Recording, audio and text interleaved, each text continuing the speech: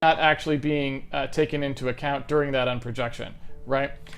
So we don't actually know, since the z values in the world, we don't actually necessarily get back a real z value in the world when we do that unproject because of that distance above target. And that was sort of the thing that I was saying was a little bit strange, right? That was part of it that was a little bit weird. And if we go back over to the code in the render group code, right, where we do that unproject, you can kind of see here that the way, like, sort of the reason we were doing it this way is all we were using it for was to figure out at a certain distance from the camera how big would the camera bounds be. And that's totally reasonable that we were doing it that way at the time, but it creates some problems for us in the long run to have it that way, because other things we might want to do are not exactly reversed transforms, right? They're not exactly going to be reversed in that way. And so now we have a sort of a fundamental question here, which is to say that we need some way we probably want to do something that's going to take those into account, but we still want some way of calling this old code. We could test this old code and make it work with the new thing, but I think I'm going to do just like, I'm going to do something here just to shunt it, where we call unproject old, and I'm going to make an unproject here that we could get working, which would literally do the exact reversal of the transform, right? And so I kind of want to make, I want to kind of get this thing into shape so that we know that we could just push something through it and it would actually unproject it properly, right? That seems like a little bit more of a good idea to me. That's more what I would like to see happen. Although, the other thing that's ended, we had it working fine, the thing that I had, the part that we thought was broken. So obviously it wasn't so broken after all, although there were some things that we would have liked to have cleaned up as well. But anyway, point being, what we were trying to do, as you can sort of see here, we got this debug thing. What we were trying to do is we want to be able to like pick one of these entities. We've got our little dismembered torso over here and our floating head, and we've got the hero, and we've got these trees and stuff like that. We have our little yellow floating obelisk thing. And all of those things are actually entities that have properties and stuff on them, and I just wanted a way to kind of like see what the properties were, right? Pretty basic thing we might want to do to support our game. And so if we want to do something like that, I was like, well, I'd like to just be able to pick them with the mouse so that I can just quickly, like, I don't have to think, I can just move the mouse and put, move it over some entity and click or whatever, and that would just give me, just make it really free and easy to inspect those things. And so what we wanted to do was, first of all, figure out a way to check whether the mouse was intersecting an entity. And as I said, in order to do that, since the game goes through a projection, a 3D projection, we have to basically take the mouse and unproject it back into that world. And so we did that, like I said on yesterday's stream, we did that. And so now you can kind of see, as I move the mouse around, we've got this cursor that's like matching the location, and so that's a start. That's what I was trying to do. The rest of it should actually be pretty easy from there. That actually should have been easy as well, and would have been easy had we not had our little amusing run-in with previous render decisions.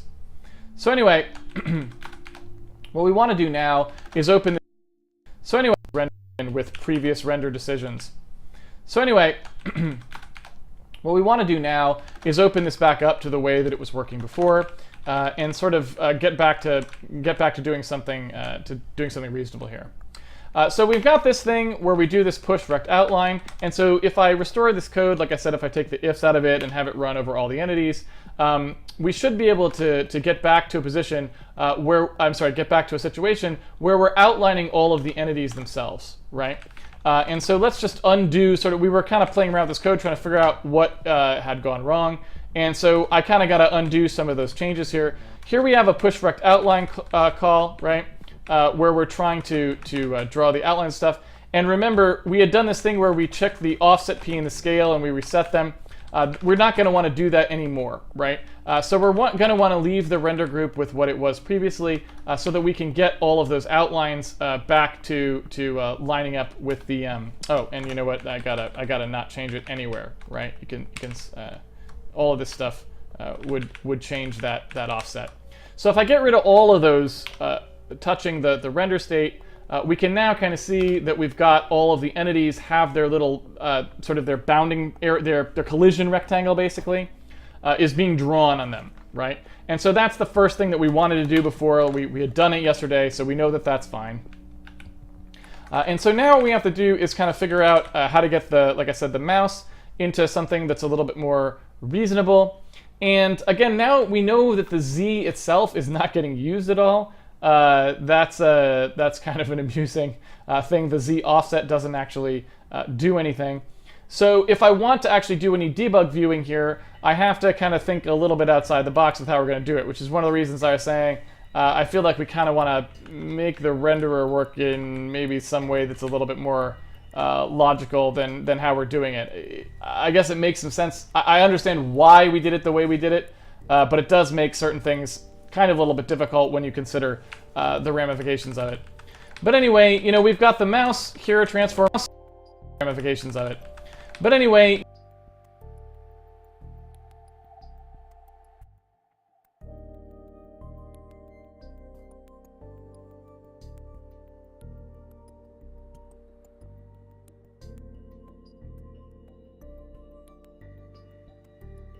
ramifications of it. But anyway, you know, we've got the mouse here transforming the meter's mouse, and we've got the unprojection that's happening. Like I said, that sort of brings it back into the real world there. And what we need to do now is we need to start unprojecting the mouse effectively into the plane of the thing that we're actually working with, right? And we've kind of got this nasty part of it where when we do that unprojection, right, we sort of have this problem where distance above target is not actually being taken into account during that unprojection, right? So we don't actually know, since the Z values in the world, we don't actually necessarily get back a real Z value in the world when we do that unproject because of that distance above target. And that was sort of the thing that I was saying was a little bit strange, right? That was part of it that was a little bit weird. And if we go back over to the code in the render group code, right, where we do that unproject, you can kind of see here that the way, like, sort of the reason we were doing it this way is all we were using it for was to figure out at a certain distance from the camera how big would the camera bounds be. And that's totally reasonable that we were doing it that way at the time, but it creates some problems for us in the long run to have it that way, because other things we might want to do are not exactly reversed transform.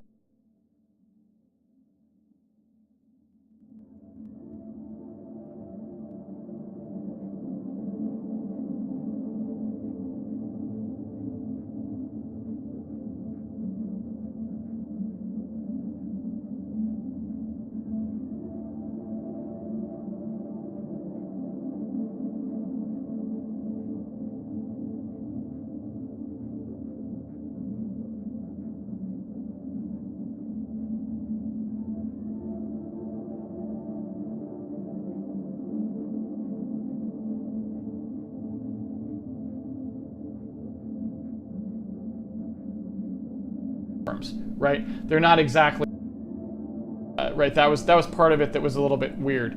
And if we go back over to the code in the render group code, right, where we do that unproject, you can kind of see here that the way, like, sort of the reason we were doing it this way is all we were using it for was to figure out at a certain distance from the camera how big would the camera bounds be. And that's totally reasonable that we were doing it that way at the time, but it creates some problems for us in the long run to have it that way, because other things we might want to do are not exactly reversed transforms, right? They're not exactly going to be reversed in that way. And so now we have a sort of a fundamental question here, which is to say that we need some way we probably want to do something that's going to take those into account, but we still want some way of calling this old code.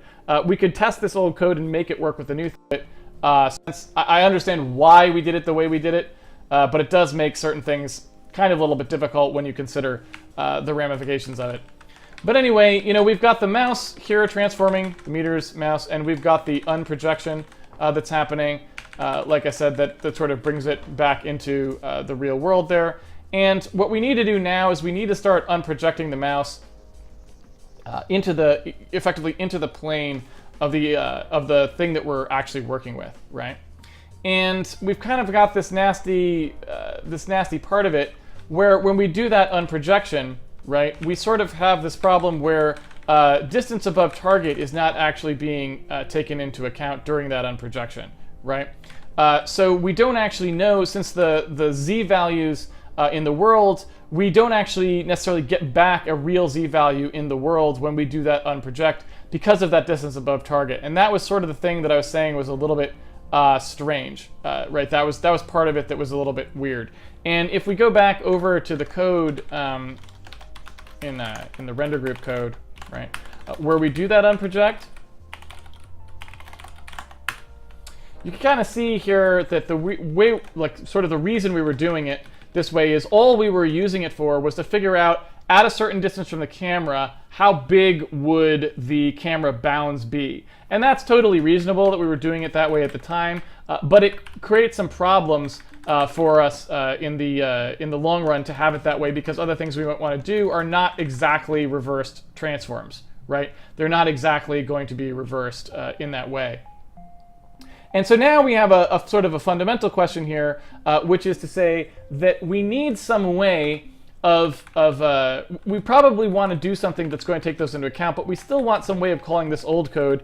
We could test this old code and make it work with the new thing, but I think I'm going to do just like, I'm going to do something here just to shunt it, where we call unproject old. And we could probably want to do something that we need some, now we have a sort of a way. And so now first in that way. And so now we have a sort of a fundamental question here, which is to say that we need some way we probably want to do something that's going to take those into account, but we still want some way of calling this old code.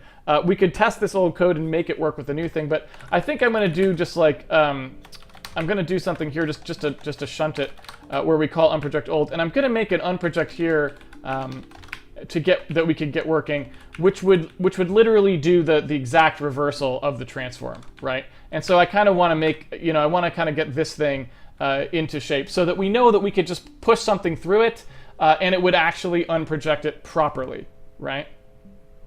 That seems like a little bit more of a good idea to me. That's more what I would like to see happen. Although, the other thing that's important to remember here too is we've got kind of a wonky situation, which is we've pushed, we sort of have this offset P and this scale that are being used for everything in the world when we send them down. And it's kind of a little bit odd too with that, because it's like, do we want a way to do unprojections that don't take those into account and a way to do unprojections that do take them into account, right? And other stuff like this. So it is also still a little bit bizarre. But point being, what I'm going to do for now is I'm just going to put this part, I'm going to keep this part a little bit off. I'm not sure what, there we go. I'm going to keep this part off for a second. And then I'm going to implement this function. Right? Okay. So this is unproject old at the moment. Oops. And I'm going to do it this way, and then we're going to sort of work this until it's out to something that I would consider a little more reasonable and a little less janky. So there's us doing the project and unproject of the mouse, right? And it's locked to the mouse, which is what we would expect. And so now what we want to do is we want to start getting this stuff back. We kind of want to get this stuff a little bit more, we want to get this stuff baked in. So I want to do this complete unproject thing. And what I want to do in complete unproject, we'll make this be a not implemented for the moment. But what I want to do in complete unproject is I want to take care of all this stuff. So you can see here we've got the meters to pixels transform. That should actually be happening in here, right? So when we do this unproject, and we'll just call this right, this is the actual thing that I wanted for unproject anyway, right? So when we do this unproject, we'll just say, I've got a sort of a screen space point, right? We've got a screen space point. And that's like going to be in pixels, right? And I guess, the thing I could do too is like pixels x, y, and R32, z, like this is. And so now what we want to do is we want to start getting this stuff back. We kind of want to get this stuff a little bit more. We want to get the stuff baked in. So I want to do. We want to get the stuff baked in. So. Right. Okay. So this is unproject old at the moment. Oops. And I'm going to do it this way, and then we're going to sort of work this until it's out to something that I would consider a little more reasonable and a little less janky. So there's us doing the project and unproject of the mouse, right? And it's locked to the mouse, which is what we would expect. And so now what we want, which is what we would expect.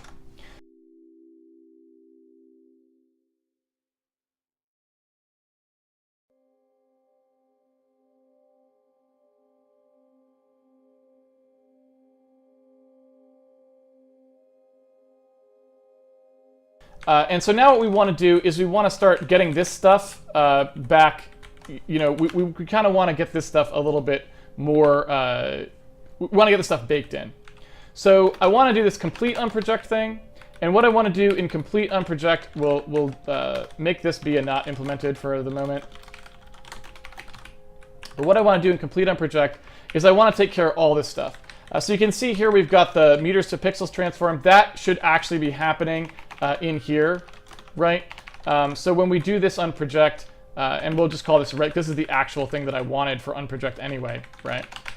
So when we do this unproject, we'll just say, I've got a sort of a screen space point, right? I've got a screen space point, and that's like going to be in pixels, right? And I guess the thing I could do too is like pixels x, y, and R32, z, like this is z meters, because we never really transform meters. We never transform the z into meters, or we never think of the z as being in any other space when we do that transform. So it might make sense to leave those out and document them this way so that you can clearly see what we're talking about right in there. And so if I do something like that, then assuming we're not in orthographic transform mode, the first thing I'm going to do is I'm going to take whatever that pixels xy is, right?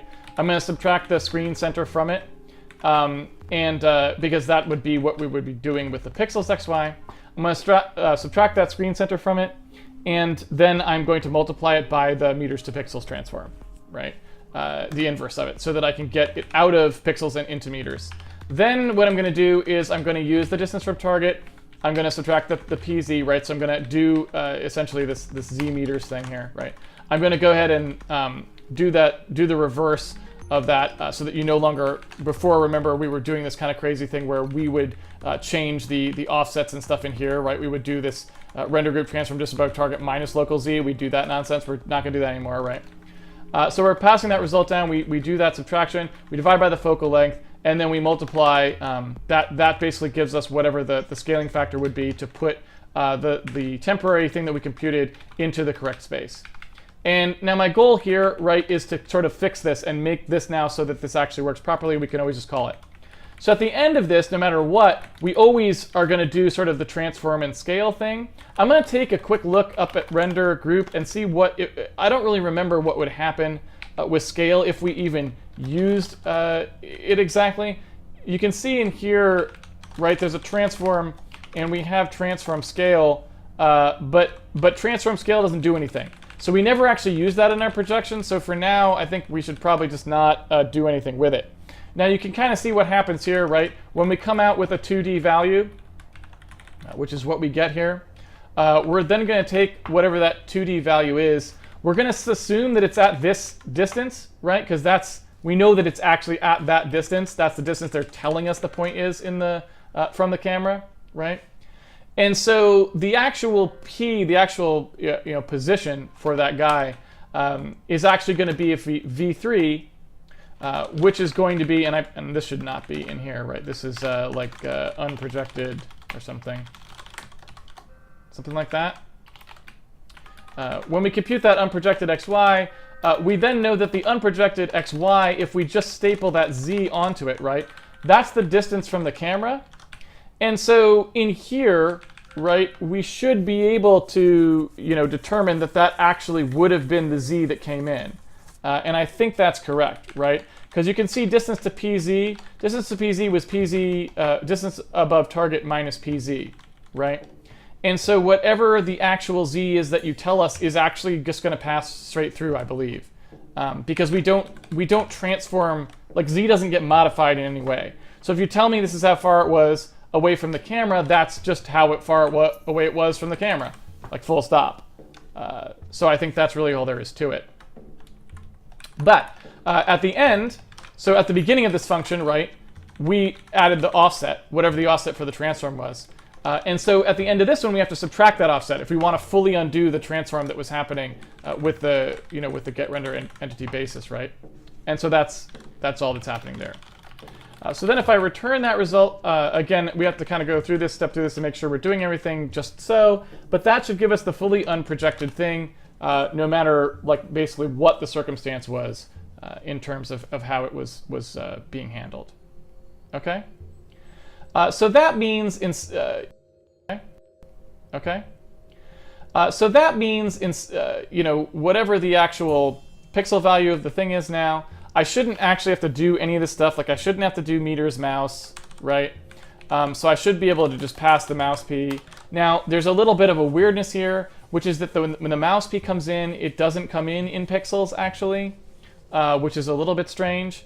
And so I feel like that maybe, like our output coordinate system and our input coordinate system maybe should be the same.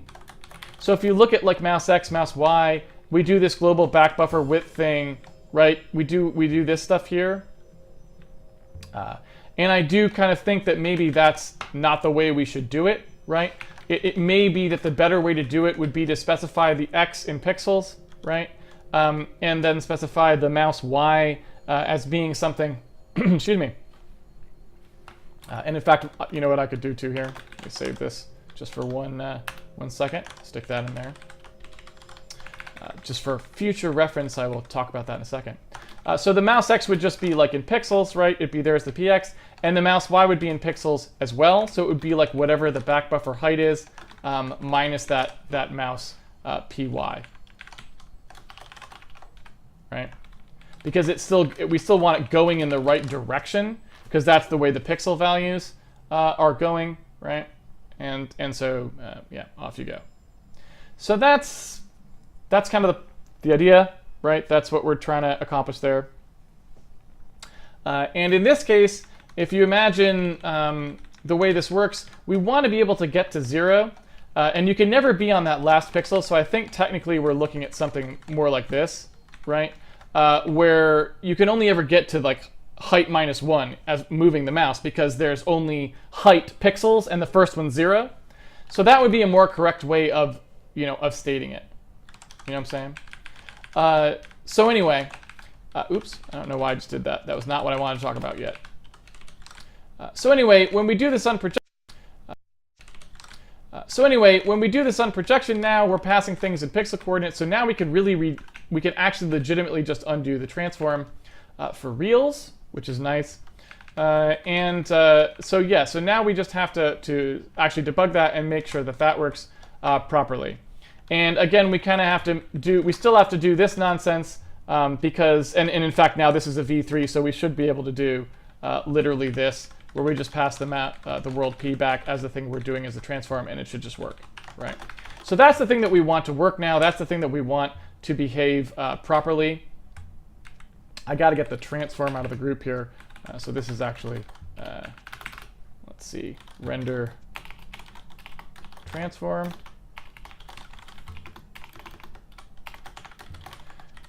And let's take a look here. Okay. And what is the problem? Transform offset p and result. What is transform offset p? Render. Literally this, where we just pass the world p back as the thing we're doing as the transform, and it should just work, right? So that's the thing that we want to work now. That's the thing that we want to behave properly. I got to get the transform out of the group here. So this is actually, let's let's see, render transform.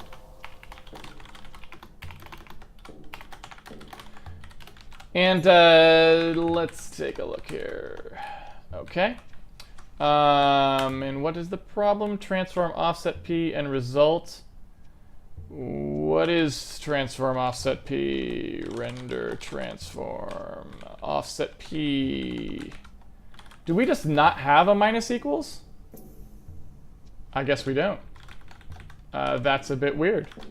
Did we really never type in a minus equals? Well, fancy that. So we did a plus equals for everybody, but no minus equals. And that seems kind of dumb. So, well, fancy that. So we did a plus equals for everybody, but no minus equals. And that seems kind of dumb, to be honest. So I feel like that's just something we should rectify, right? Seems reasonable.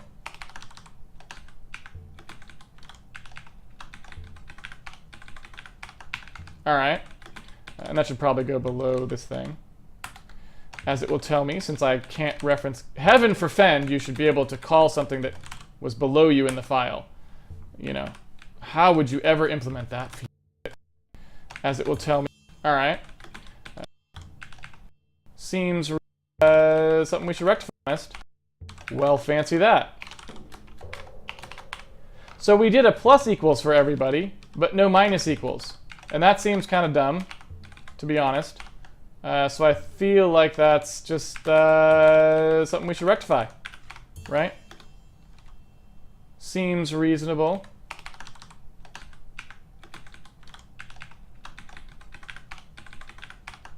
All right. And that should probably go below this thing, as it will tell me, since I can't reference. Heaven forfend, you should be able to call something that was below you in the file. You know, how would you ever implement that feature? Okay, so let's see. When we do unproject old, now we want to change this to doing regular unproject. And that's good.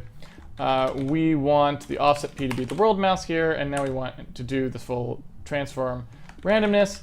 We've got our unprojected XY, potentially uninitialized local variable used. You are correct. We don't actually do it here. I guess I'll do a little thing just for you that kind of stubs it out there just to make sure. But off we go. Okay, so now we have to. Okay, but off we go. Okay, so now we have to do. Our only goal now is to basically get that little blue square back, right? That's all we're trying to do. And so I'm going to go ahead and step through here and see how we're doing. All right. So the first things first, our mouse P should be in pixels now, and that does look pixel E, right? So it shouldn't be negative when it's up in the quadrant, right? Like if I'm up here, this would have been negative X before. It should just be always positive, right? Like we should never get negative values for the most part in there. And it's not, so that's good. So here we go with our unproject. We can come in here to our unproject. It's not an orthographic transform, so let's take a look at what comes in. There's the XY, there's the Z in meters. That's what I want. I've got the transform screen center here, screen center, and that's exactly what I would expect. So let's go ahead and do our transform where we transform the pixels XY basically into meters. So let's see what that got. That is, oh, well, that should be a divide. And it's not. So that's, you know, that's one of those things that you probably don't want to do. All right, let's take a look at where that's at. All right, still got nothing on the screen though, so we still got a ways to go. Let's go back in there and see about our meters. That is much more like it.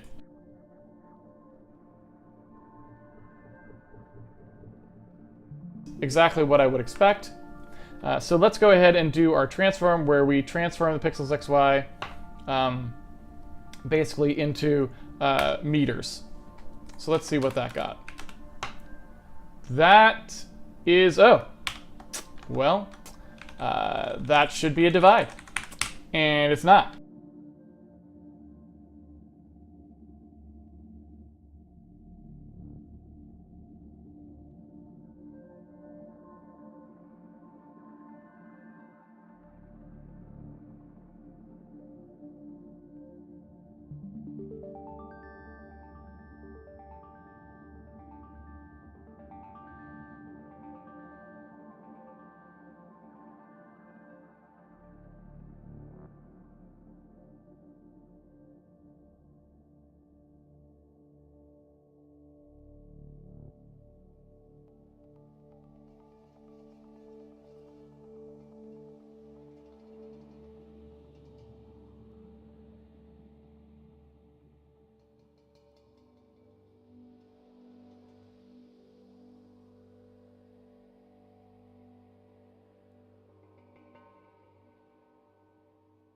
So that's, that's one of those things that you probably don't want to do.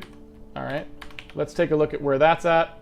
All right, you probably don't want to do. All right, let's take a look at where that's at. All right, still got nothing on the screen though, so we still got a ways to go.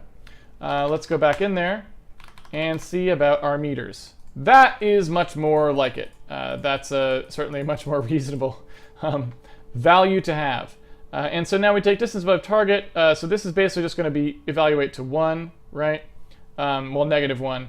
And then we've got the transform focal length. So it's going to be like, negative some small value, right? So what's the unprojected? Let's see here, unprojected xy. So that's where it is, or it believes it to be in meters, which is a totally reasonable value. And the transform offset p should actually be 0 at this point, so it should not actually be relevant, and it isn't. Okay, so that's what we wanted there.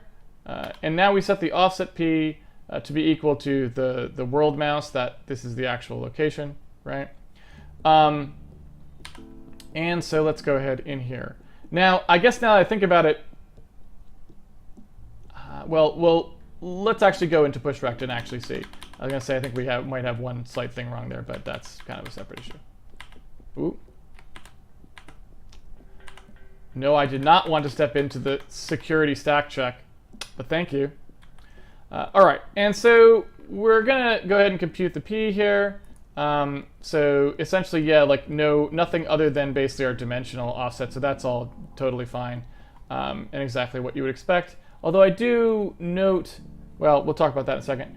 I'll go into get render entity basis, and now we can kind of see what our original p is, right? There's the value that we're looking to get, and our transform offset p, well, we've got it right there. There it is, right? And so what we should have is a p value that's mostly made up of that, right? That's mostly made up of that value. Yeah. Although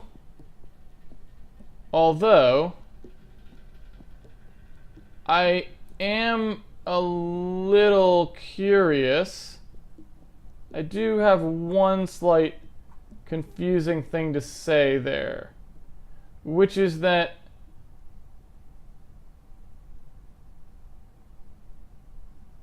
this is a little weird how we did this.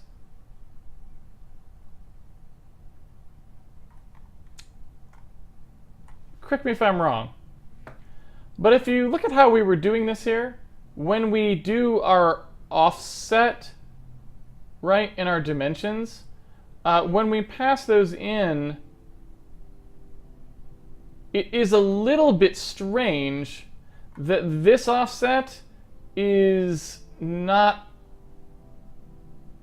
well, all right, you know what? I'm gonna table that. Let's just say it's a little bit strange the way we do it, because one of these would be scaled and the other one wouldn't be. It's not worth, I guess, I don't know. It's not worth fussing over. Anyway, so when we come through here, the offset z is this thing that never gets used. We deleted that because we decided we didn't want z offsets to matter at all. So that's fine. So our distance above target is 9, like we thought it was going to be. So the distance to pz, -1. So that's basically, so that's our problem there, right? You can see what's going to happen. The near clip plane check is going to force that out. So we're messing up this the z computation that we sort of back compute. And I suspect, although I'm not really 100% sure, I suspect that is because we were just a little sloppy when we quickly kind of did that routine. So let's take a look at get render entity basis p. Okay.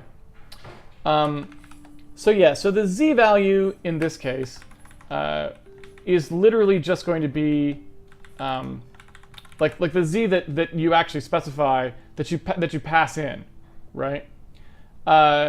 That's going to, if that's supposed to be the distance from the target, if that's supposed to be the distance from the camera, then I guess that would literally just, like, I'm trying to think of what the meaning is here. I want to make sure we get the meaning correct so that if it's actually this routine that should be modified and not the other one. So I just want to kind of go and actually specify this a little bit more directly, right? So the way that we've got this set up at the moment, we're sort of saying that we have a camera that's looking down on things, right?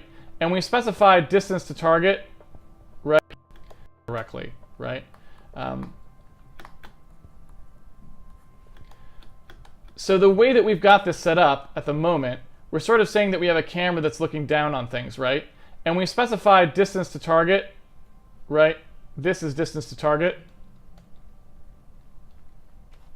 That makes sense? So then we've got z, the actual value that's getting passed in is here. That's the point we're trying to draw at, right? And that is, like, that value is how far off of the target plane you are, right? Because, I mean, look at the way that that's being interpreted, right? So if pz is positive, right, that means you're coming up. And if pz is negative, that means you're coming down. Because you can see I'm taking distance from our target and I'm moving z distance away from that, right? So if you tell me that your z value that you're passing in is like 10 for the unproject, if what we're trying to say is it's 10z in screen space, like you're 10 away this way in screen space, that's how far you were, you know, that we're not inverting that at all by the way that we did our unproject. But the question is, what do we want this z to mean? Because we're passing in a z, but what do we want it to mean? Do we want it to mean a world space z, or do we want it to mean a screen space z, right? And it feels kind of like we don't want to do any inversion at all on that, right? It feels kind of like, since we're always specifying z, there's no actual world space z in that sense. There's only a camera relative z, and it's relative to the target, not the camera, that z just gets passed through directly, right? So like this value,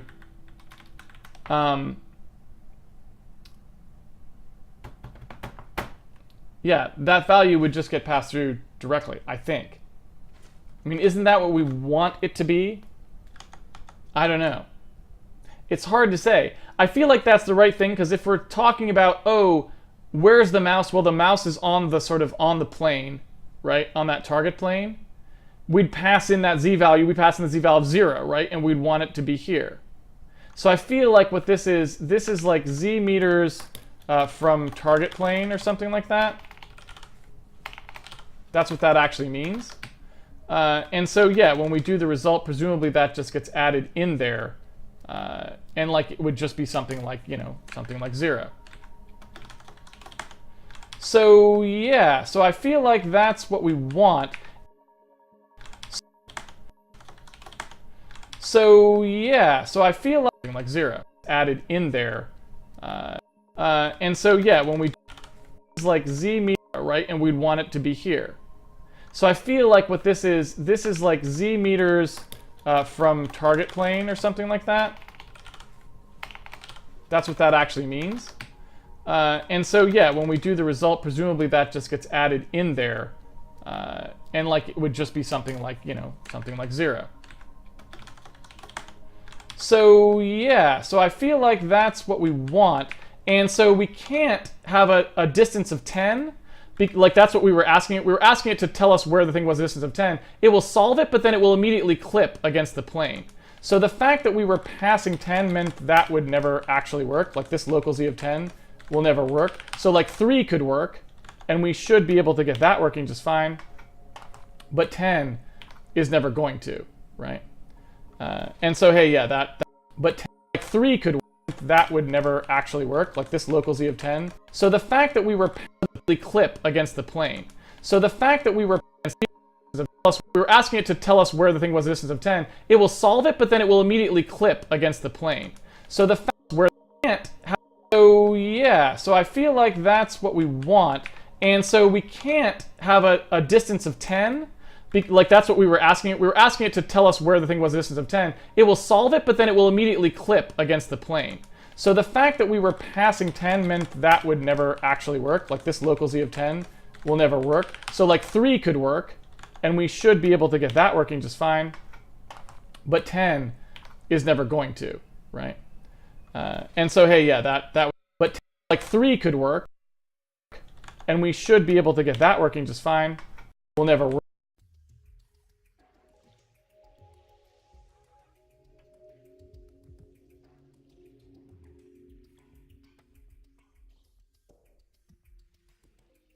So like 3 could work, and we should be able to get that working just fine. But 10 is never going to, right? And so, hey, yeah, that was the only problem there, right? Because there you can see it's locked on. So that's a more sane unproject now to me, because at least now all you do is you're actually unprojecting pixels for reals. It's still not great. There's still some jankiness in there. Again, this is because of the 2.5D nature of things. And since this is the first time I've ever done 2.5D, normally I'm full 3D. I'm not used to knowing what the right way to like wrap everything up is. And so I suspect after Handmade Hero, or sometime in the middle of Handmade Hero, in fact, we may develop a strong opinion about how these parameters should be specified that minimizes the chance that you make a stupid mistake like we did yesterday, for example. But yeah.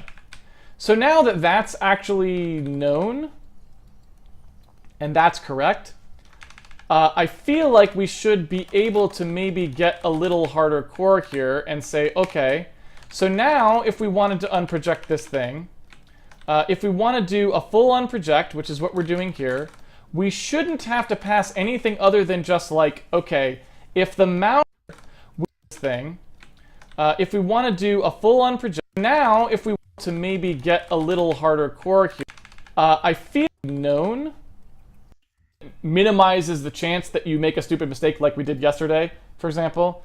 But yeah.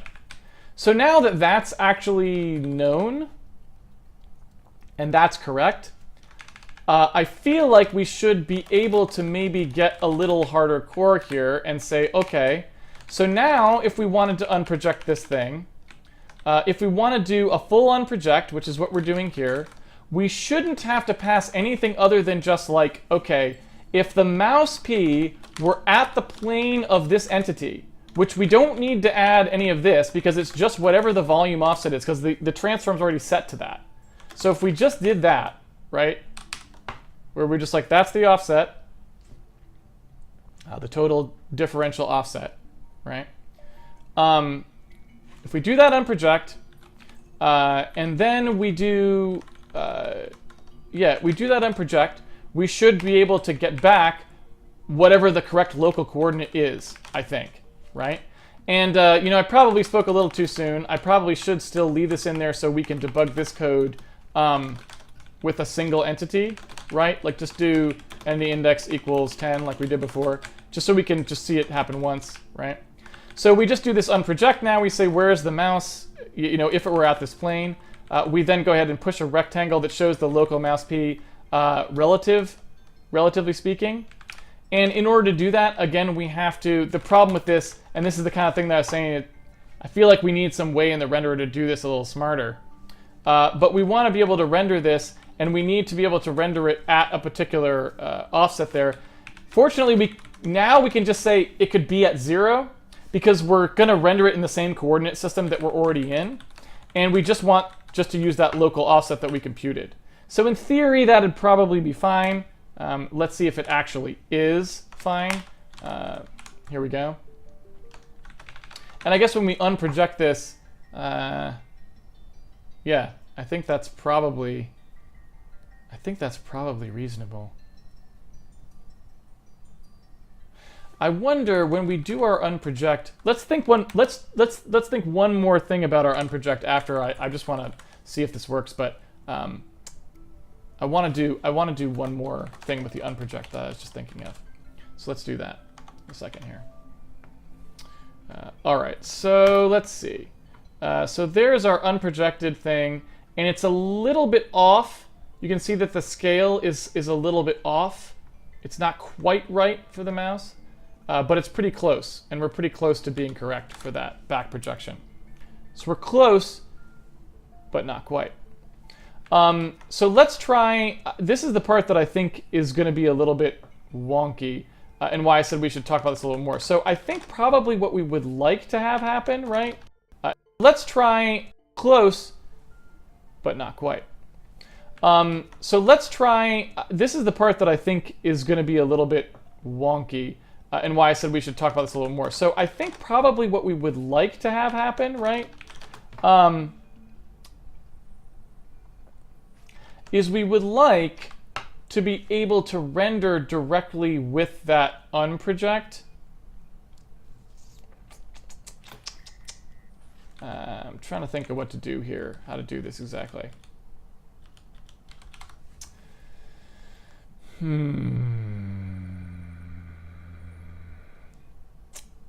Well, so here's one thing I will do first. I'm just going to see.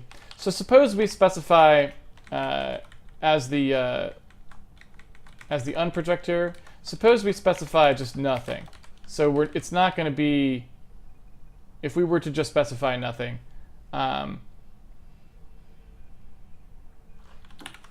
this is the part I wanted to check out. So yeah. So this is the part that's a little weird. If we're going to use the z meters from target plane as a direct pass-through, then we also have this other kind of nasty problem, which is that the math doesn't exactly work out correctly on,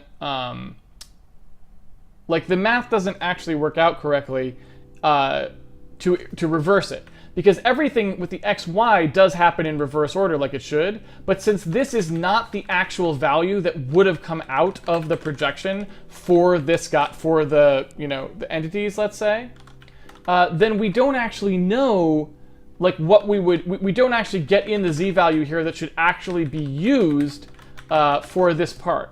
Now we know what it is, right? We know what it actually is, but I just wonder if maybe we shouldn't sort of, again, think about changing that meaning to make it a little bit more consistent. Like just to say, oh, I want these to be much, more logically invertible. And so if you were to say pixels x, y, and like some kind of a notion of a screen space z, which you often would have in a real 3D scenario because you do a full 3D transform, so you know what the z is relative to the camera. And then in here, when you want to talk about doing the unproject, you would talk about doing the unproject with a screen space z coordinate. So you'd have to figure out how far the entity was, like from the camera or whatever, in order to do that. Now, it just seems a little unwieldy, so I just don't know. It's like it's more convenient to do it this other way, but it's not invertible. It just feels a little janky, right? I don't know. I'm really torn about that. But point being, when you pass in z meters from target plane, right? Then that z meters from target plane, like if you look in, if we look back here at the get render entity basis p thing. So when we divide by pz, it's like, what's pz made of? Well, it's made of this transform offset p thing, right? And so essentially, when we do this reversal here, this distance above target minus z meters from plane thing, right? We're emulating what we're reversing what happened with this distance to PZ. We're emulating what happened here, right? And in emulating what happened here, we're sort of redoing the same computation. Excuse me. So what that means is that if we actually do, if we had some offset in the offset P, right, that was different from the value that we were passing here, right? You can imagine like you know, like this, right? So I pass in this volume offset P, and now that offset P is actually not necessarily the correct value. It's really, the correct value would actually be whatever the entity's actual offset was, right? It's actually going to be whatever this thing was. That's what actually would have been doing the transform. You know what I mean? So in some sense, it's like, oh, really you could avoid, the way we've got this spec, you could avoid passing the z altogether because we know that actually the z is just this. That's the only z that we ever use, right? And so that's actually like, that's sort of what I'm trying to say is like, that's the more correct thing. If you actually looked at the function we wrote, it's actually that. That is actually what it is. And so I don't know, you know, I don't know what to say about that. I really don't. I think it's just kind of ugly, and I'm really feeling like we probably need to fix this. I probably won't fix it immediately, but it's definitely on my list. So hey, and you can see now that we're working properly, right? Because we are now correctly doing that inversion.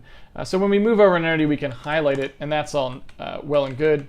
I'm just really not feeling good about that way we're doing transforms. And I wonder if maybe it's like, maybe we need to do like a real transform there. Maybe we need to start taking it a little bit more seriously and not letting the math be quite so lax, right? I don't know what, I just did something bad. What we about that? You know, I don't know what to say about that. I really don't. I think it's just kind of ugly, and I'm really feeling like we probably need to fix this. I probably won't fix it immediately, but it's definitely on my list. So hey, and you can see now that we're working properly, right? Because we are now correctly doing that inversion. So when we move over an entity, we can highlight it, and that's all well and good. I'm just really not feeling good about that way we're doing transforms. And I wonder if maybe it's like, maybe we need to do like a real transform there. Maybe we need to start taking it a little bit more seriously and not letting the math be quite so lax, right? I don't know what, I just did something bad. What did I do? I need to delete that, and that, and that, and that. Okay. So now we should see those around all the entities, and hopefully we can pick any entity we want, like so. We don't really need to draw these rectangles, this rectangle anymore. That's really just a testing rectangle. So we'll kind of get rid of that. And then we've just are left with something that can kind of go around highlighting an entity as necessary. Now what I would like to do too, and you can see it, we can highlight these entities like so. What I'd like to do too is actually do something to make sure that as we move up, like as in our Z, that these all still work and that they're very precise, which they do appear to be, right? And as you can see, we can also see if we're over multiple entities at a time, which we are, right? So that's all good. Let's keep going with that. Let's try moving upwards and over there with lots of these guys, lots of these entities around. Yeah, so that all feels pretty good to me. That all feels fine. Okay, so that, whoa. All right, I guess the Wacom tablet decided to take its own life. It took a whipper off the table. Let's put that back on there.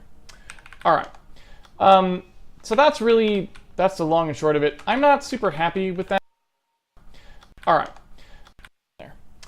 All right, so that's the long and short of it. I'm not super happy with that, and I feel like we should put on our to-do list here, I don't know that it super matters when we do it, but I kind of feel like we should do something like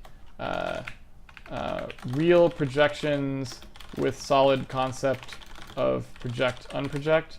It's not, you know, I mean, if it has to be the way it is, then maybe just at least document it thoroughly. If it's like, this is what 2.5D is going to mean, and we just do it that way, that's fine with me. It's not the end of the world, but I just think it's like, it needs to be a little more rigorous. So that's all she wrote. In this particular case, what we could do is something like, oh, you know, actually, let's just only push that rect outline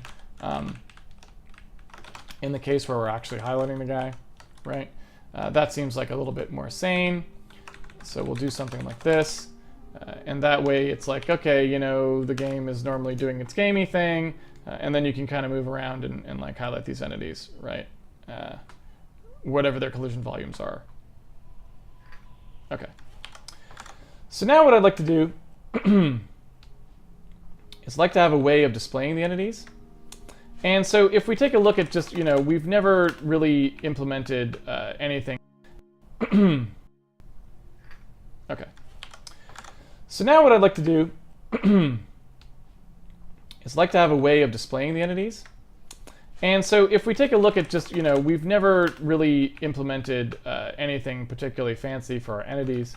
But what I would like to do is I'd like to go through here and I'd like to make a really easy way for us to essentially dump out an entity, right? So if I want to display this entity, when I come over these volumes here, you know, what I'll do is I'll say, oh, okay, entity is, or maybe, you know, I'll do another kind of one of those hot entity things.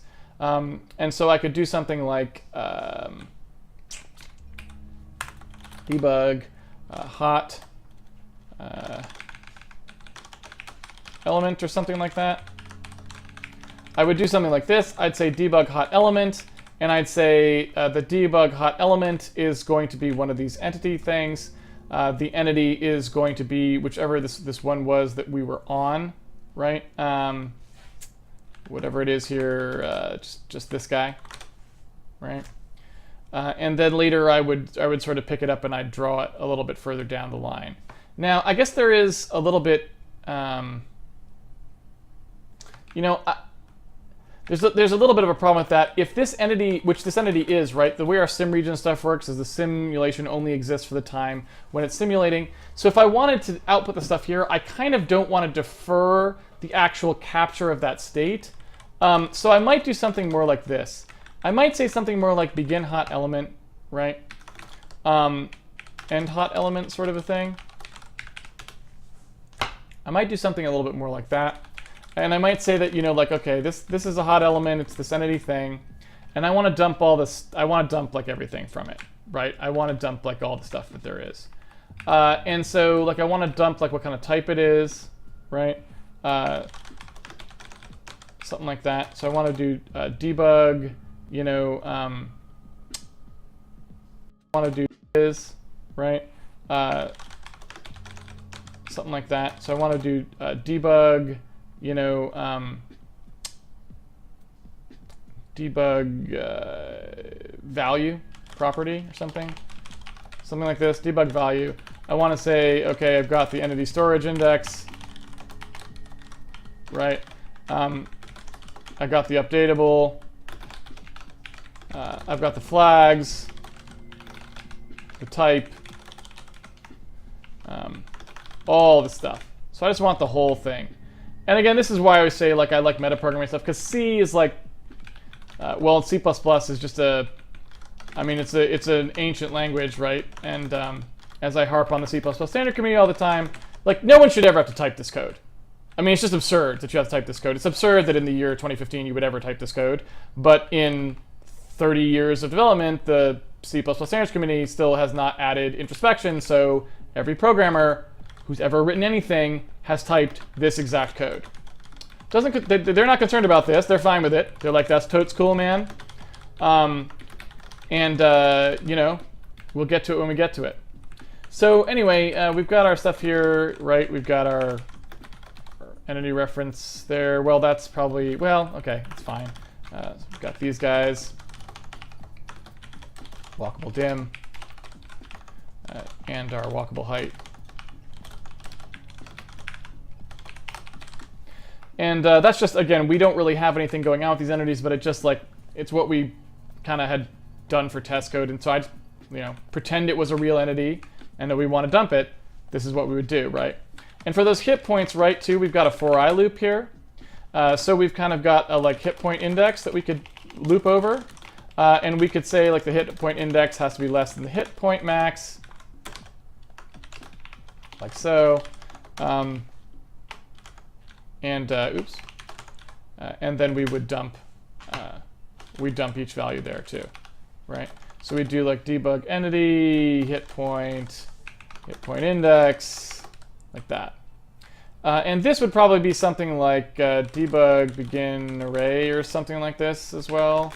And this is debug end array or something, not totally sure, kind of a thing-ish thing that exists in the world. Yeah. So something like that, right? Something like that. If we were super motivated, fancy pants people, we could even maybe have something like a thing that printed out arrays manually, that automatically, but let's not bother with that for now. So if we imagine that we had the perfect debug system, I feel like that's in C, again, without C or C++, without augmenting it with a metaprogramming system. There's nothing you can do for this because it doesn't have introspection, so you're always stuck doing something like this or something equally similar somewhere. But this is a pretty straightforward thing, right? So that's what I want. That's what I want to have happen. That is, I think, maybe tomorrow, we've got a weird streamathon thing happening tomorrow. Maybe tomorrow we'll implement that. What I will do here, I will just stub it out for now, and then I want to go over and do one more thing that we kind of have to do for our unprojection stuff. All right. So if I go to Handmade Debug, probably, maybe Handmade Platform, I guess it's in here technically, right? So if I come in here to Handmade Platform, we've got all our debug code is in here, right? And so I'm just going to come in and I'm going to define these guys, right? So I'm just going to do a pound define of each of these things. For now, I'm just going to stub it out, and it's not going to do anything at all. Let's see, we've got this, right? And we've got that. It already exists. There's this guy and this guy. So now all that stuff will just compile out, right? It won't do anything. So it'll just be sitting there. And so when we actually go to activate it, we'll be able to see it, right? So that's all good. So we're still highlighting now, and those calls are in there, but they don't do anything. And what we want to do tomorrow is make them do something. Now, the other thing that I want to do is now you'll notice, well, you should see that our old debug stuff doesn't work anymore, right? We can't actually click on that. And of course, right? Well, you should tomorrow make them do.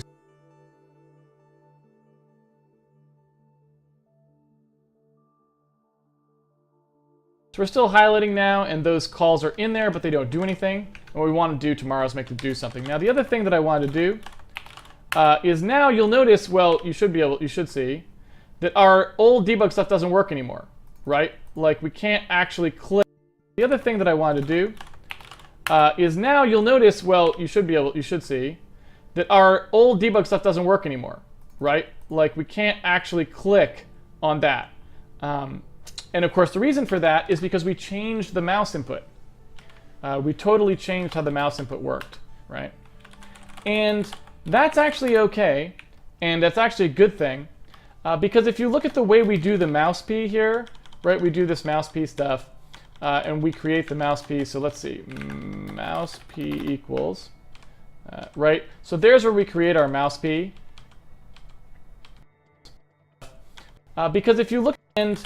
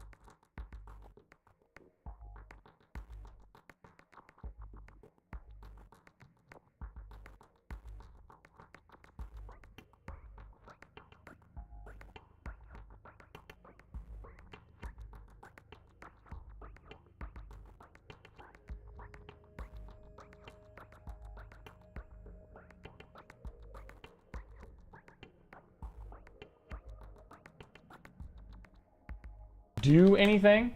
So it'll just be sitting there. And so when we actually go to activate it, we'll be able to see it, right? So that's all good. So we're still highlighting now, and those calls are in there, but they don't do anything. And what we want to do tomorrow is make them do something. Now, the other thing that I wanted to do is now you'll notice, well, you should see that our old debug stuff doesn't work anymore, right? Like we can't actually click on that. And of course, the reason for that is because we changed the mouse input. We totally changed how the mouse input worked, right? And that's actually okay, and that's actually a good thing, because if you look at the way we do the mouse P here, right? We do this mouse P stuff, and we create the mouse P. So let's see, mouse P equals, right? So there's where we create our mouse P. And see, that's really the place where it's created. The other things are just pass-throughs. So we create our mouse P here. All we did was take the mouse P and start using it. But that's not really the reality of the situation, because the reality of the situation is the thing when all of our drawing, right, is happening in this orthographic projection, this one that we set up here. We could have set that up to be anything. And so this would have been wrong a long time ago, actually, even before we changed the screen center stuff, because we weren't actually taking into account what we said here. If we had set it to be a more stretched out projection, just because we could have, all the drawing would have worked fine, but the mouse would have been wrong. So what we actually want here, right, is we want our mouse P to actually be an unproject, right? What we want to do is we want to do this so that we can unproject, right, whatever the mouse is by whatever the current transform is, right, like this. That's what we actually want. And so if we run that, we're going to get an assertion, because we set it up here because we didn't implement this. But we should just go ahead and implement it now, and that way everything's actually running through a nice, whatever we can is set it to be a more stretched out projection, just because we could have. All the drawing would have worked fine, but the mouse would have been wrong.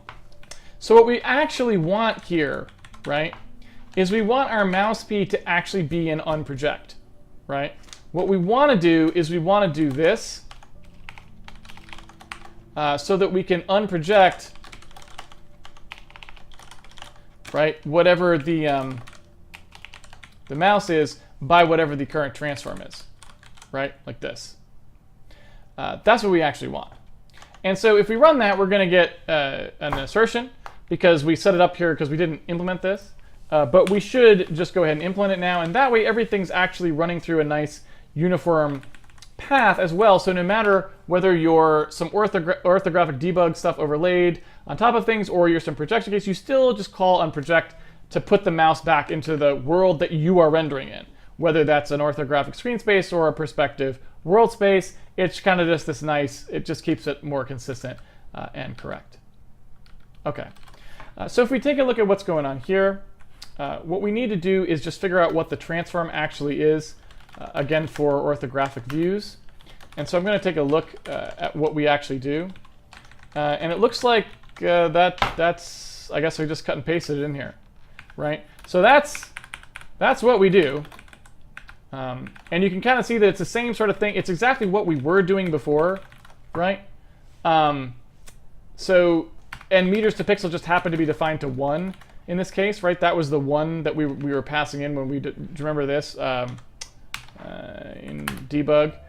Do you remember this one right here? That's why that didn't do anything. That's why this worked, right? That's why this mouse X, mouse Y, and that's why that worked. So yeah, so now we just have the opportunity to do it right. And that just means multiplying by the inverse of meters to pixels, right? And doing that subtract first, right? So we basically just reverse, we're just solving the equation, right? So we just do the reverse, and that gets us our unprojected XY. And that should be all there is to it, actually. Right? And so now I've got my picking back, right? And so I can do all this stuff. And so now I've got my picking back, right? And so I can do all this stuff. And so that's pretty good, right? But you'll note that we do have some other things, and this is why I said I kind of wanted to do the hot entity stuff in there. There's more stuff that we're going to want to do. We're probably going to want to make it so that when you're over a debug menu, right, you don't like pick entities underneath it and stuff like that. And again, this is all part of, you can see how it's slowly building up into a coherent system for UI for doing the debug stuff. It's just inherently very complicated and it takes a while, but you know, once you do it, you did it, right? And it's kind of just nice to have around. All right, so I'm going to go ahead and go to the Q&A. So if you have any questions about what we do, I will try to answer them now. Please prefix them with Q:, so I'll be able to see them.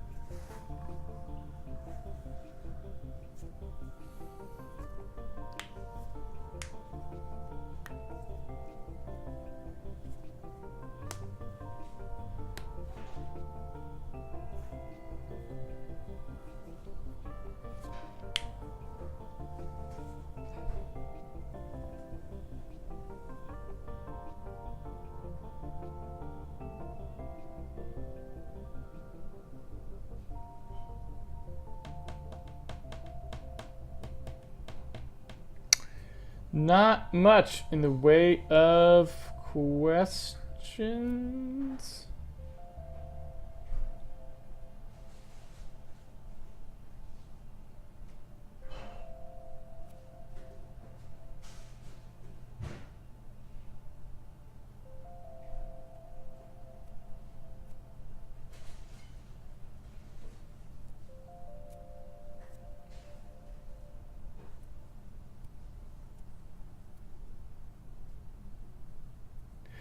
Mr. Fourth Dimension, I'm a little unclear about what pressure is keeping you from doing the Z-math exactly like you would do in 3D.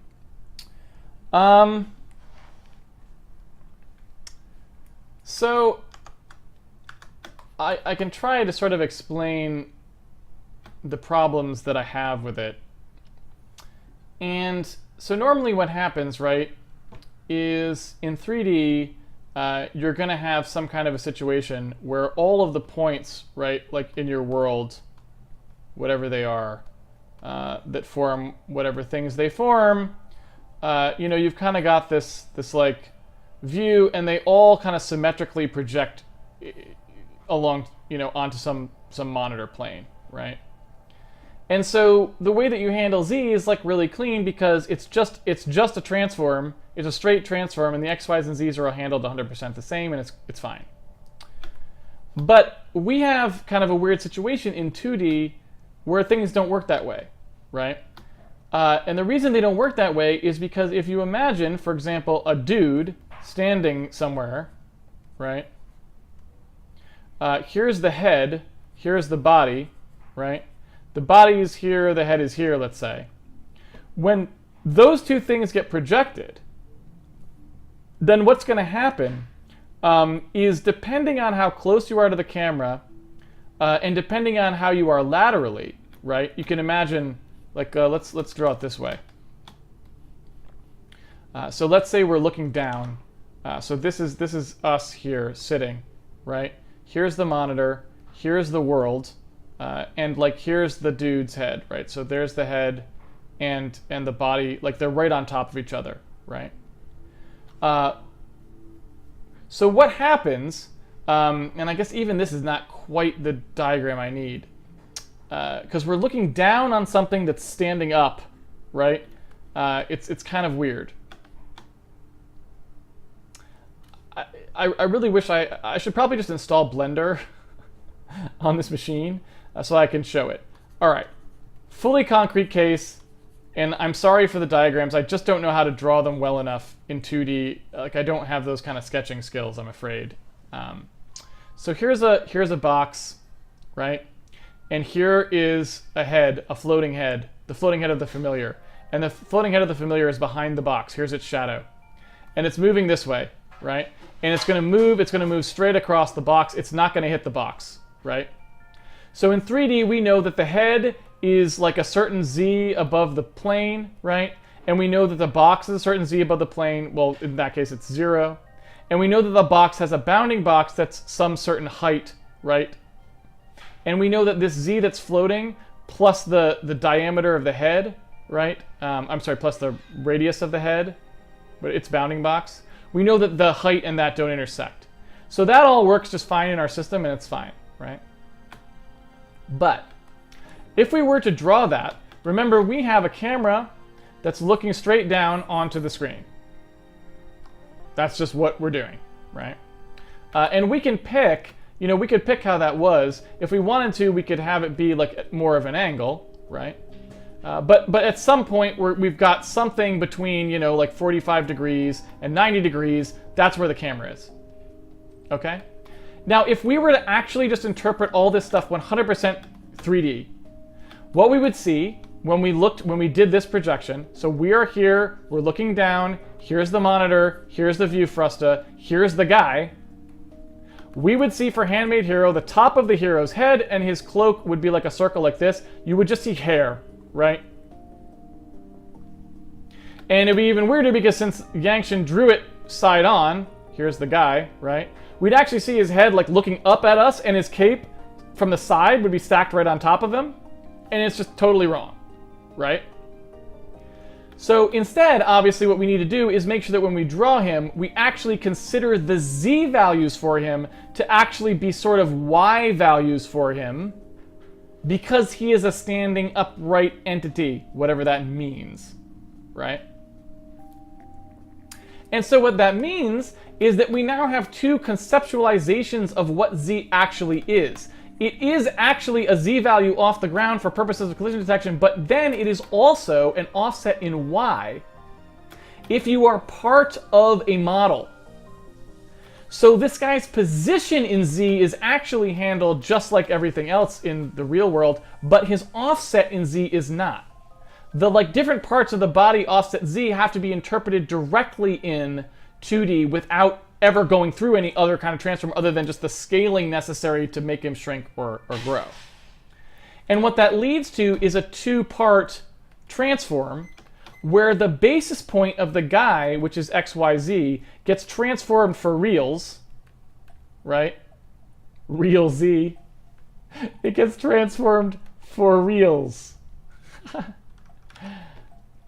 But for lack of a better term, the attachment or the alignment points of bitmaps, they get faked. And that was the problem we ran into on Tuesday, why we thought we had a bug, was because I had forgotten that we had to do this nonsense, right, to make the 2D stuff work out properly. And so I was passing a Z, expecting it to actually do something, but it doesn't do something because that's the offset slot we were passing things in. And it's only the transform, the base transform slot that actually has a real Z in it. So Mr. Fourth Dimension, does that clear it up at all for you? Or not really?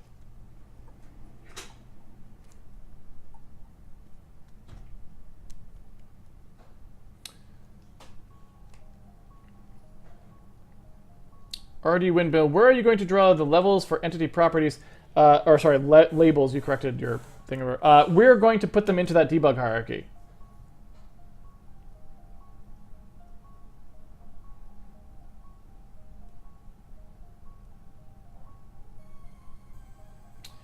Icarist, did you decide which awesome thing to do for tomorrow's stream? Not really, and I'm not really sure. I was thinking about it, whether we should bother. I was thinking I should just do what I was going to do.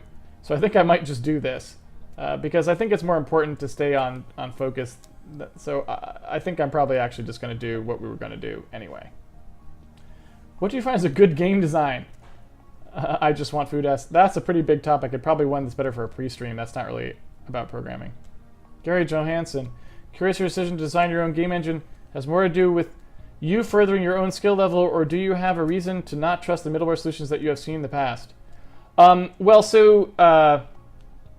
can tell you, for example, that for Handmade Hero, I don't know how many things we would be doing in it that would that you couldn't do in a middleware thing. Obviously, there's some stuff we do like the loop live code editing and stuff like that are cool features that middleware doesn't have right now.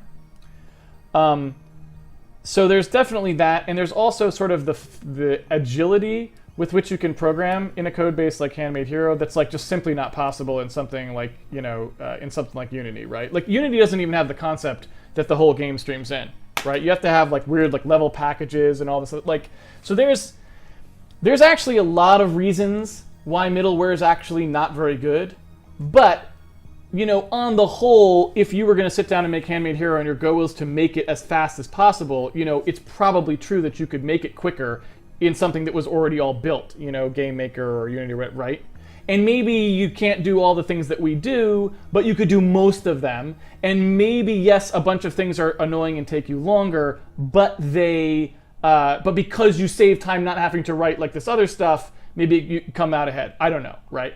And I don't really pretend to know that particular thing because I'm not really in the business of cranking out very simple games quickly, right? I don't do that, and I don't have a strong opinion about how you should do that. But what I can tell you is that if you actually care about making something fairly new that pushes some boundaries, you can forget, you know, using an engine usually because it ends up being more trouble than it's worth. You know, maybe it's worth it if you're doing if most of the stuff you're doing happens to be like exactly what Unreal Engine does, and you just need some other small changes, that could be a big time saver, you know? But like, for example, what we're doing at Molly Rocket right now is like, I can't even think of a single piece of it that I've built so far that's in either engine. Like, neither of them have any of it. So it's not even a choice with like the stuff I'm working on professionally. It's not even like, I would only be strictly losing time. I'd be paying money to lose time, right, if I use one of them there. So that's, you know, hopefully that gives you some perspective.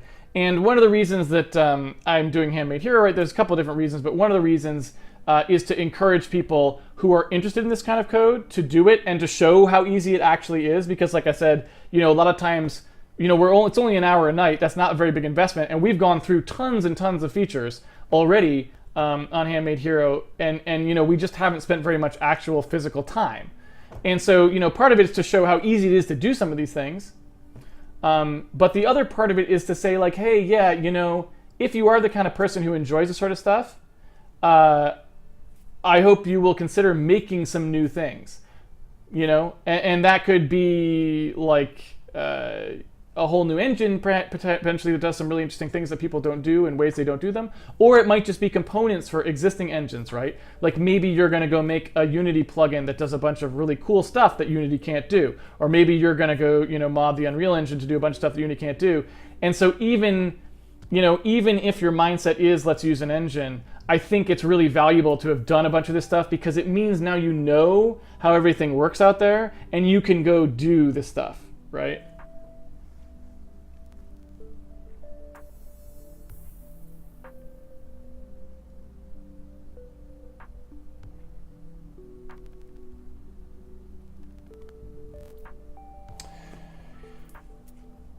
Sia Chisholm says, did you play Warcraft 3 at all or any of the mods? I need some help replicating some of the movement mechanics from one of the games and nobody understands me when I describe it. Willing to pay PayPal to whoever can code it. I'm sorry to say that no, I did not play Warcraft 3. I played Warcraft 1 and 2 to completion, but I never played Warcraft 3. I think I had burned out on real-time strategy games by then because I'd played like all of Command & Conquer, all of World of Warcraft, all of Warcraft, all of Warcraft 2. And I think I even played like all of Total Annihilation. And I just, at some point, I was like, okay. And StarCraft, the original StarCraft. And so by the time it got to Warcraft 3, I think I was like, I'm done. I just don't want to play these anymore. And so, you know, it was probably one of the better Warcrafts, but I just, you know, I was spent. Would it work to render it in full 3D and rotate all the sprites by 45 degrees or whatever the camera angle is taking? You know, it might. I mean, I don't know. Like I said, I'm a full 3D guy usually, and actually the project that we're working on at Molly Rocket does have some 2D it's not. There's 2D illustrative stuff in it, obviously, but it's not this way. It's not the like weird like 2.5D thing. So I don't. It's definitely not something that I have an opinion about because I just haven't played around with it, and so you know I just don't know. I mean, maybe something like that would work. It seems like it would be a little tricky to get right. I feel like you'd have to have the camera at 45 and then bend the sprite by 45, and then it would look right. Because if the camera was top down and then the sprites were bent 45, that would compress them, right? They would even if it was orthographic, it would compress them in a bad way, which you don't really want. So I think you'd have to have the camera at 45 and then the sprite at 45 or something like that. Like the camera at 80 and the sprite at 20. I'm sorry, at 10. You'd have to add up to 90 somehow, right? The sprites would always have to be at a right angle to the camera, I think. That's just my guess anyway.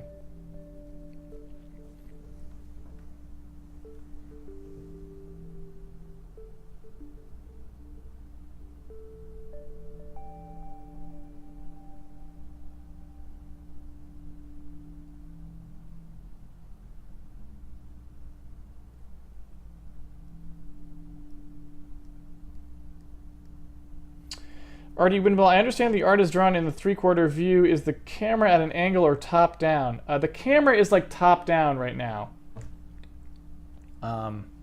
So we're basically like emulating Zelda, or a Zelda dungeon is like the goal, right? So, you know, if you look at something like this, right? This is you know what we were starting with as far as an idea anyway, right? Which is to say that it's very clear that the camera is pointing directly down, but the sprites, just for attractiveness purposes, are pointing like at you. And nobody knows why this works, right? I don't pretend to know why that works, but it does. And so since people are okay with it, you know, since they seem to be okay with that style, that's what we're doing. And like I said, I don't pretend to be a game designer.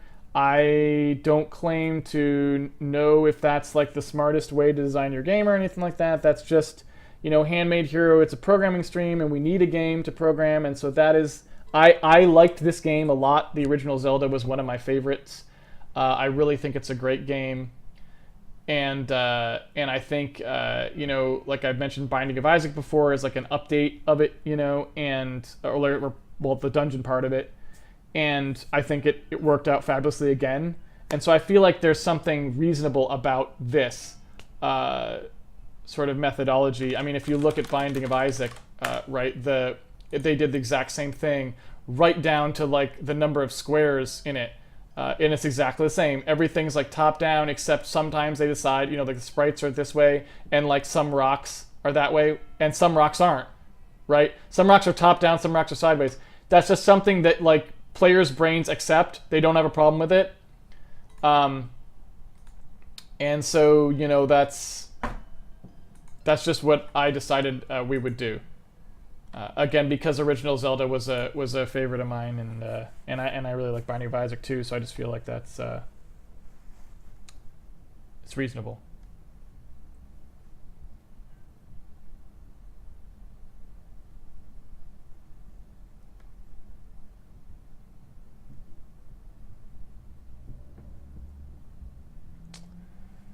The 3DS Zelda games do the 3D at an angle for 2D.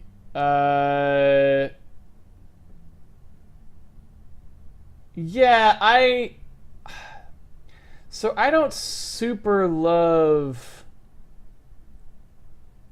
that look, to be honest. It's a little weird to me because it skews, well,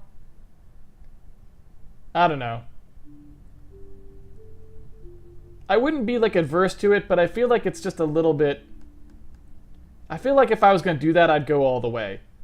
I don't know that I would just make it 3D at that point. I'm not sure what the bonus is of if you're going to actually construct the geometry like that. Why can't you just do it in regular old 3D? I don't know. It's a little weird. It's a little bit weird.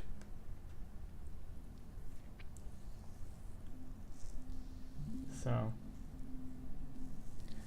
Gary Johansson. So I'm making a full 3D RTS that uses a mouse with a joystick built in, so you can adjust where you are looking with the joystick and still use the mouse as a mouse unit section. Do you think that is an untenable idea for a product? What? Gary, what? How do I have anything useful to say about that at all? I'm a programmer. That's not really a programming question. I have no idea. I feel like most of the time it's hard to get people to buy peripherals, is I guess what I'd say. Did you ever end up playing the Mother series? Is it still on your to-do? Yes, it's on my to-do. I would like to play the Mother series. It's been on my to-do for a long time, actually, and I haven't been able to do it, but I would like to at some point when I have some time, which probably will be never. But if I ever have some time, you know, I would totally do that. Artie Windmill, I kind of jumped over 100 episodes, so I don't understand what the issue was with the debug selector. Was the issue with the hitbox depth only or also the position? Well, it was actually just that we didn't quite understand the fact that the Z wasn't being projected. So everything was actually working just fine. But the problem was when we went to draw it, the Z we were passing was just getting thrown out, which is what it was supposed to do. But it's obviously a little deceptive, right? So.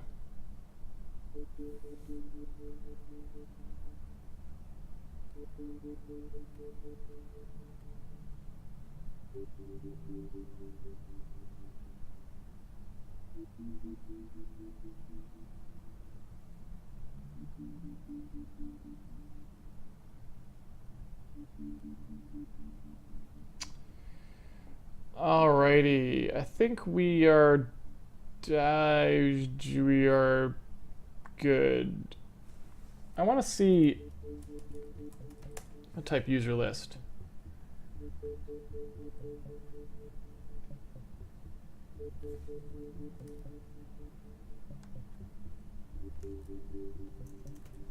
Yeah.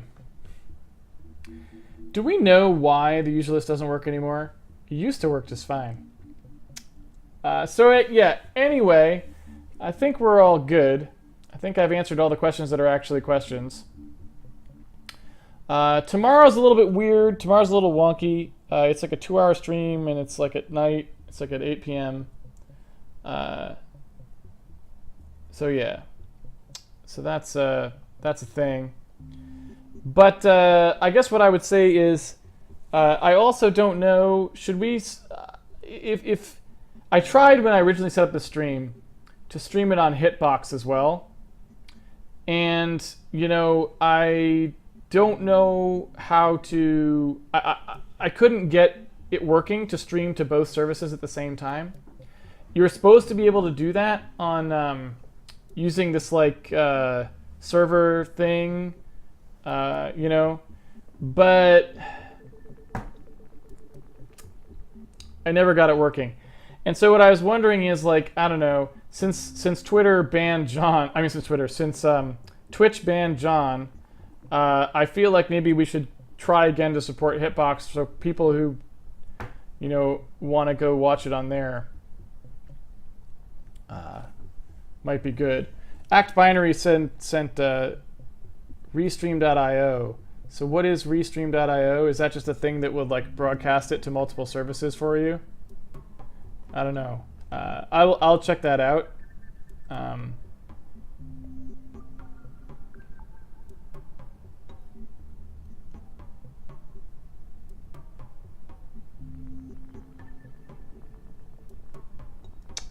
And Swag Kitty 69. The reason John got mad was he was playing a video on YouTube. And like playing a video on YouTube, I guess that's like content that's, you know, copyrighted. And so I don't actually know like how that works, but I guess technically that is a copyright violation because YouTube has a license to play it, but Twitch doesn't. Do you know what I mean? And so, you know, I don't really know. I don't really know. I mean, it is a copyright violation, right? You can't play a movie on a stream. But you know, in all fairness, I feel like it probably was something where, you know, how much did he play? Was it a legal excerpt size? You know, I have no idea. And it's probably likely that it really wasn't much of a copyright violation at the end of the day. Certainly shouldn't have resulted in a ban. But yeah. So anyway, so I was thinking of trying to support Hitbox just to have more people in the mix there. I could also try to support YouTube streaming. So yeah, if you have opinions about that, send them to me or post them on the forums, and we can check it out. All right. Anyway, let's wrap it up. I'm gonna go hop over on my crutches and hop over on some crutches. I'm gonna go hop over some crutches and try to have some dinner. Anyway, thank you very much for joining me for another episode of Handmade Hero. It's been a pleasure coding with you as always. Tomorrow we have the Dev Streamathon thing. I don't really know very much about it. It's a thing that someone was putting together of just like dev streams that are going back to back. So if you're interested in that, check it out. And like I said, we'll be in the time slot, I think, from 8 o'clock to 10 o'clock. So we'll be in 8 p.m. to 10 p.m. We'll do a 2-hour stream, so maybe an hour and a half plus a half hour of questions, or maybe we'll save questions for Monday, or I don't know what we'll do, but we'll figure it out. So that's happening tomorrow. Hope to see you here for that.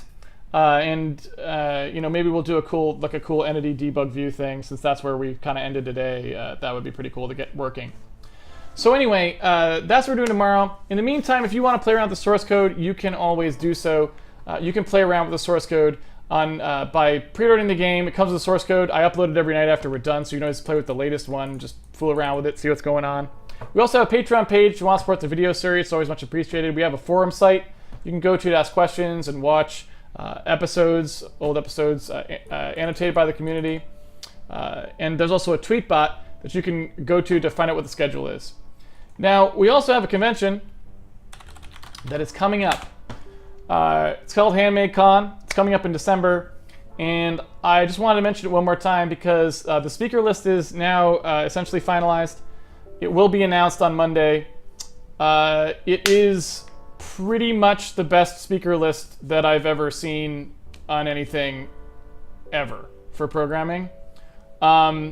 It's like literally kind of like exactly the 5 people that I want to interview on programming for games. And so I'm expecting that probably when I announce the speaker list on Monday, I don't know if it will be a sellout, but I'm suspecting that probably the tickets will go pretty fast at that point. So if there's anybody who's like a hardcore Handmade Hero viewer who's on the stream right now and was on the fence about whether you want to go, please try to make up your mind this weekend, because I literally do not have a way to sell any more tickets than 275. That is the number of people that will fit, and like 15 of them or so will be reserved for, you know, the speakers and help people who are helping.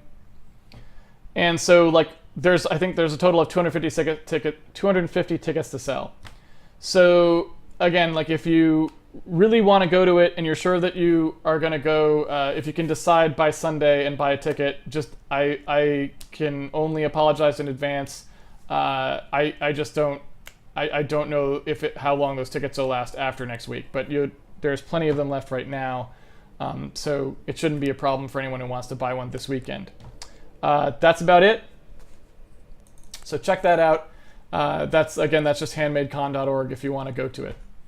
All right, that's it for today. I will be back here tomorrow, so hope to see you all here at 8. Well, I'll be on early, so you know, I guess see you here at 7:30 or something like that if you want to warm up ahead of time before the stream. Until then, have fun programming. I'll see you guys on the internet, and yeah, take it easy.